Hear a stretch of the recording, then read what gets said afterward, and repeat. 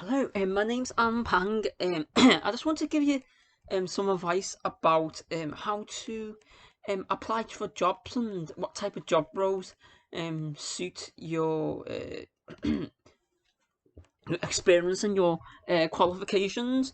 So when you apply for jobs, you need to create something called a curriculum vitae, and the curriculum vitae gives you a broad perspective of all your skills and your experiences, which includes things like your academic history and your experience. And your experience will determine the type of jobs you're suited to.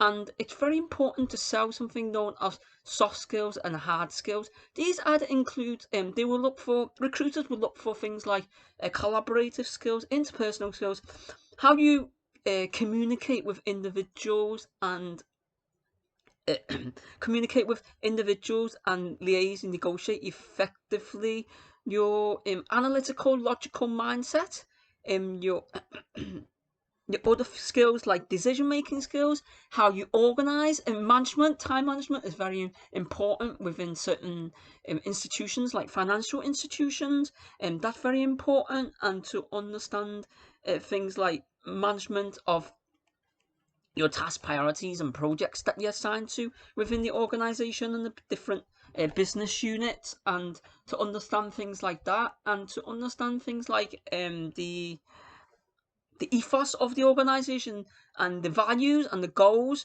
because it's important to have things of the purpose and value which drives the continuous performance of the organization as a whole. So these are looked by recruiters, and these are very important how you sell yourself.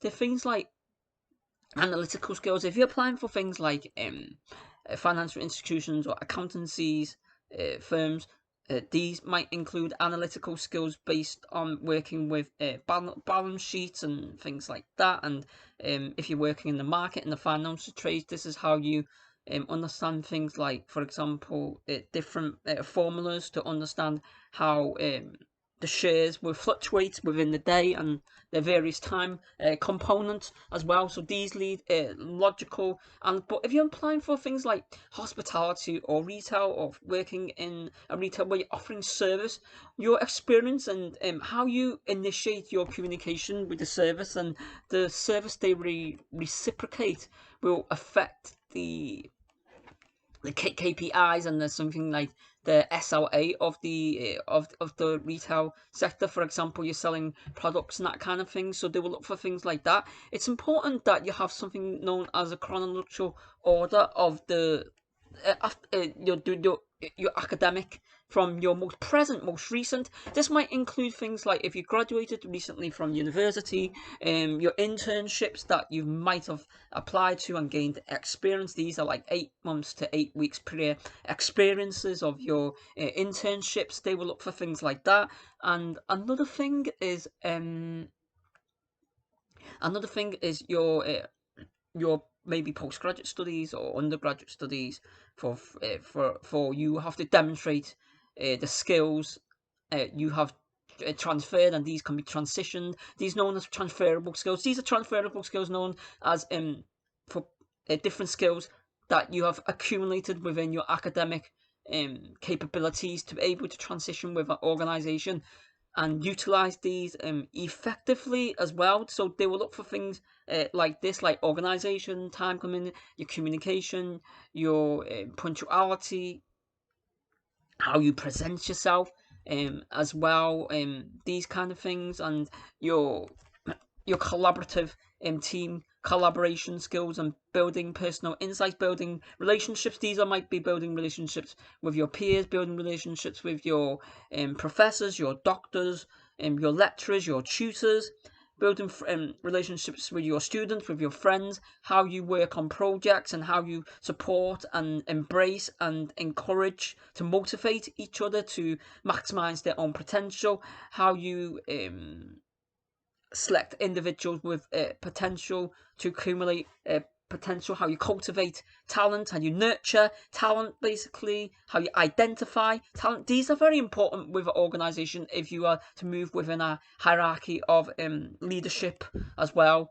But for things like traineeships and internships, these are not that important or relevantly important. But maybe, like, for example, you're in a team and you're asked to select individuals within the team, and then maybe you have to identify the individuals that might offer the greatest, most if opinions and perspective, and having things like embracing inclusivity and giving the opportunities for individuals to grow from various fields, and things like social status, where I do not believe that the institution that you have gained your academic qualification from will actually have an effect on how recruiters see you, because every qualification that you gain, even from maybe from not a Russell Brick University, not either Oxford or Cambridge or Massachusetts or things like Stanford or very prestigious universities, on which things like the financial institutions are very selective upon. There's a more diverse range on which I believe that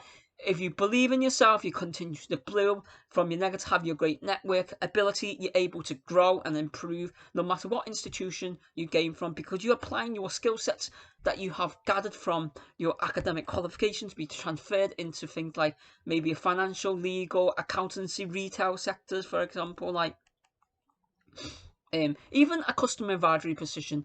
You were saying that these do not have effect on the functionality, but the service they reciprocate will present the brand of the organization, the sustainability, the strategic growth of the organization. So every role and responsibilities have its importance with. So I believe that the academic qualifications that you gain do not affect, and there's a lot of inclusivity of people with diverse neurological thoughts on which they can offer a different perspective on. For example, in introversion, the INFJ personalities can allow you to work with people with various different personalities, and for you to grow as an individual, and for you to succeed as an individual as well.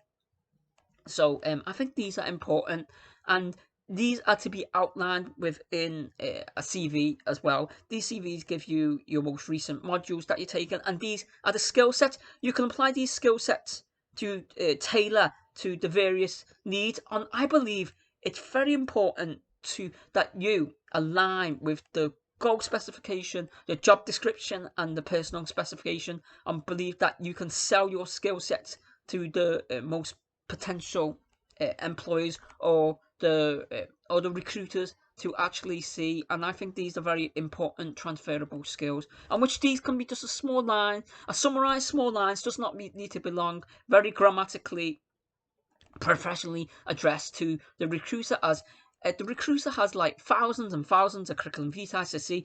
They will identify, and maybe they go through an automated process where they use automations like algorithmic procedures or psychological tests to test the skill sets to believe that does your CV match with this. So these can be escalated to senior recruiters for further review and selection process.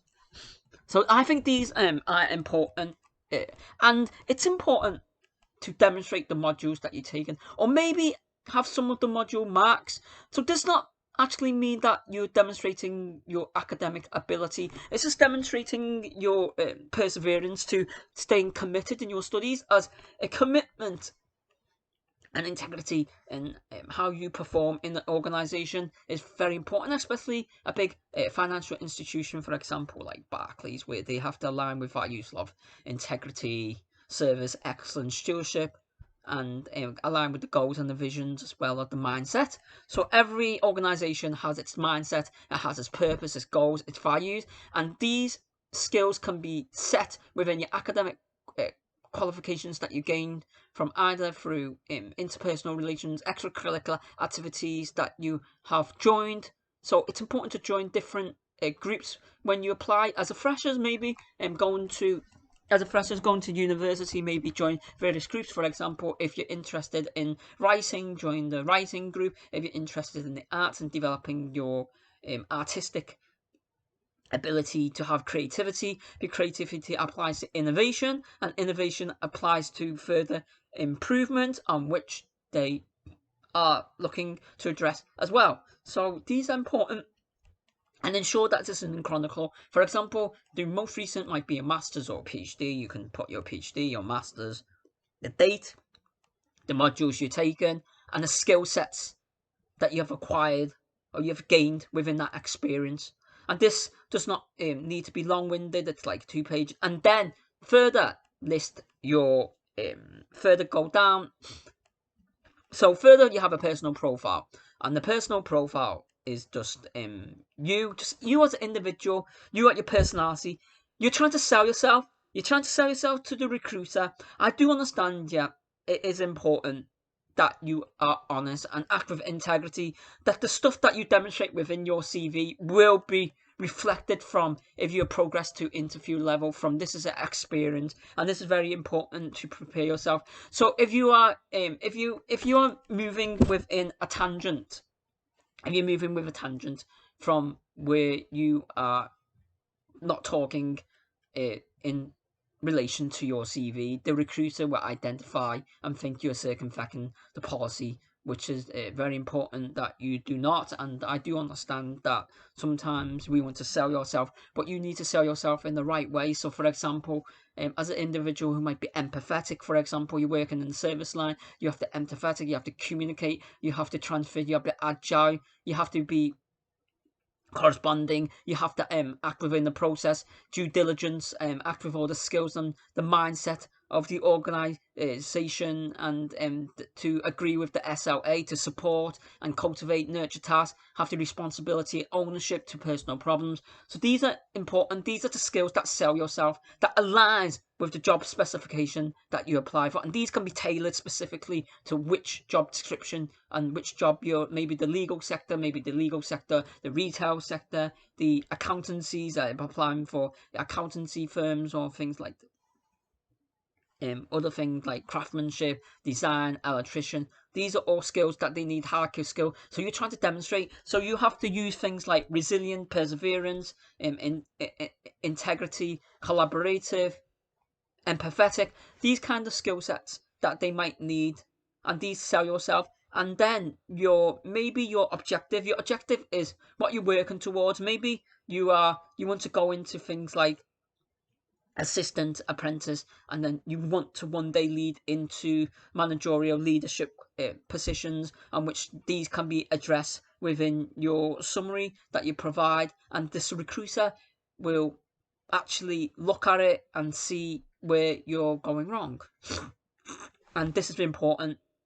For example, the summary that I can address.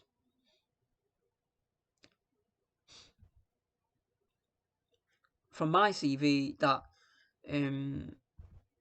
if we look at it, personal profile.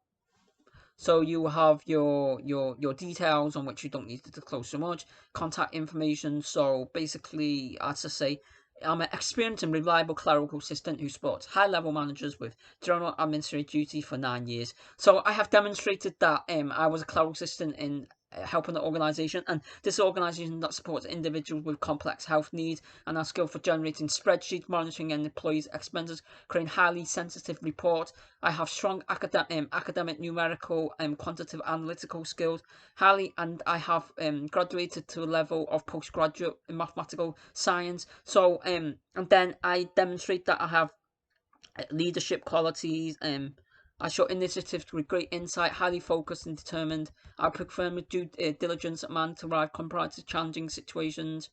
So, and then I give a brief insight. I've been with the organisation for many years, showing dedication, loyalty in a role that deals with individuals with learning difficulties. So basically, I just give like an overview of the organisation I have joined, on which the natural breaks, for example, supported individuals with complex health needs, and the experience as a clerical assistant that has been addressed, on which, okay, I do believe that CVs do need to be updated, but it does not need to be frequently updated. You just need to improve it one by one. Maybe if you are at university, go to your careers advisor, or send your CVs to professional editors, and they will edit your CV as you do believe the outer experience of your CV will project how The recruiter will determine, are you plausible to progress to the next level, which either recruits assessment or interview stage, basically, on which these need to be addressed.